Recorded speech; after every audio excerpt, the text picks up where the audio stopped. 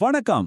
2026 election இன்னும் தூரத்துல இருக்கிற மாதிரி தெரிஞ்சாலும் தமிழ்நாடு அரசியல் களம் இப்போவே அனல் பறக்க ஆரம்பிச்சிடுச்சு.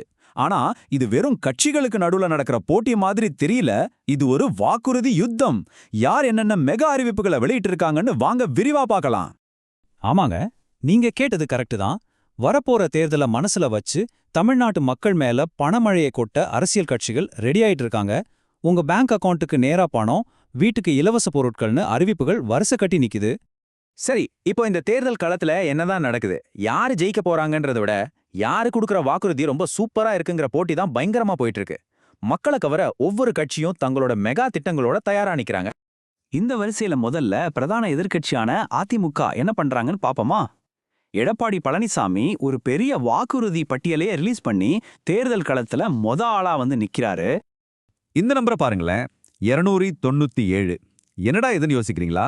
இதுதான் அதிமுக வெளியிட்ட மொத்த வாக்குறுதிகளோட எண்ணிக்கை. சும்மா சொல்லல, கிட்டத்தட்ட 300 வாக்குறுதிகள். சரி, அந்த 297 வாக்குறுதிகள்ல ரொம்ப முக்கியமானதெல்லாம் என்னென்னு பார்க்கலாமா?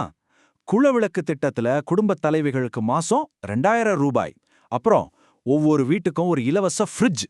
அது மட்டும் இல்ல, வருஷத்துக்கு 3 கேஸ் சிலிண்டர் இலவசம். கூடவே ஸ்டூடெண்ட்ஸ்க்கு கல்வி கடன் தள்ளுபடி, முதியோர் ஓய்வூதியம் 2000 உயர்வுன்னு லிஸ்ட் ரொம்ப பெருசா போகுது. அதிமுக ஒரு பக்கம் இவ்ளோ பெரிய லிஸ்டோட நிக்கும்போது, அரசியலுக்கு புதுசா வந்திருக்கிற தமிழக வெற்றிக் கழகம் ஒரு வித்தியாசமான அப்ரோச் எடுத்திருக்காங்க. ஆமாங்க, நம்ம எல்லாருக்கும் தெரிஞ்ச நடிகர் விஜய் அவரோட தமிழக வெற்றிக் கழகம் மூலமா இந்த தேர்தல் களத்துல ஒரு புது ஆட்டத்தை ஆரம்பிச்சிருக்காரு. அவங்களோட வியூகம் ரொம்பவே சிம்பிள் அண்ட் பவர்ஃபுல். இங்கதான் ஒரு ட்விஸ்டே இருக்கு. மத்தவங்க மாதிரி நூத்துக்கணக்கான வாக்குறுதி எல்லாம் இல்ல. தவகவோட ஆஃபர் ரொம்ப சிம்பிள். ஆட்சிக்கு வந்தா ஒவ்வொரு குடும்பத்துக்கும் மாசம் 2500 ரூபாய், அவ்வளவுதான். ஒரே வாக்குறுதி, ஆனா மாஸ் வாக்குறுதி. அதிமுக ஒரு பக்கம், தவைக்க இன்னொரு பக்கம்னு அவங்க வாக்குறுதிகளை சொல்லிட்டாங்க. இப்போ எல்லாருடைய பார்வையும் ஆளும் கட்சியான திமுக பக்கம் திரும்பியிருக்கு. அவங்களோட அடுத்த மூவ் என்னவா இருக்கும்னு பெரிய எதிர்பார்ப்பு கிளம்பியிருக்கு. திமுக தரப்புல இருந்து இன்னும் அதிகாரப்பூர்வமான தேர்தல் அறிக்கை வரல. ஆனா அதுக்கு முன்னாடியே வீடு வீடா பரிசு பொருள் கொடுக்கிற வேலையை ஆரம்பிச்சிட்டாங்கன்னு பேசிக்கிறாங்க. முதல்ல ஹாட் பாக்ஸ், இப்போ சில்வர் அண்டான்னு போயிட்டு இருக்கு. அடுத்து டிவி, வெள்ளி நாணயம்னு லிஸ்ட் பெருசா வரலாம்னு ஒரு எதிர்பார்ப்பு இருக்கு. இந்த மாதிரி ஒரு சூழல்ல தான் முதலமைச்சர் மு.க. ஸ்டாலின் அவர்கள் எதிர்பாராததை எதிர்பாருங்கள் அப்படின்னு சொல்லியிருக்காரு. இது ஏதோ ஒரு பிரம்மாண்டமான அறிவிப்பு வரப்போகுதுங்கிற எதிர்பார்ப்பை எக்தம் உச்சத்துக்கு கொண்டு போயிருக்கு. அப்போ அந்த பிரம்மாண்டமான அறிவிப்பு என்னவா இருக்கும்? இப்ப கொடுத்துட்டு இருக்கிற மகளிர் உரிமை தொகை 1000 ரூபாய மாசம் 2000 ரூபாயா டபுள் ஆக்க போறாங்கன்னு ஒரு பேச்சு ரொம்ப பலமா அடிபடுது. அப்படி மட்டும் நடந்தா ஒவ்வொரு குடும்பத்துக்கும் வருஷத்துக்கு 24,000 ரூபாய் கிடைக்கும். சரி, இப்போ எல்லா கட்சிகளோட வாக்குறுதிகளையும் ஒன்னா வச்சு ஒரு ஒப்பீடு செஞ்சு பார்க்கலாம். அப்பதான் நமக்கு ஒரு முழுமையான பிக்சர் கிடைக்கும், இல்லையா? மாசம் கிடைக்க போற பணத்தை மட்டும் வச்சு பார்த்தா அதிமுகவும் திமுகவும் கணிப்பின்படி மாசம் 2000 ரூபாய் தரதா சொல்றாங்க.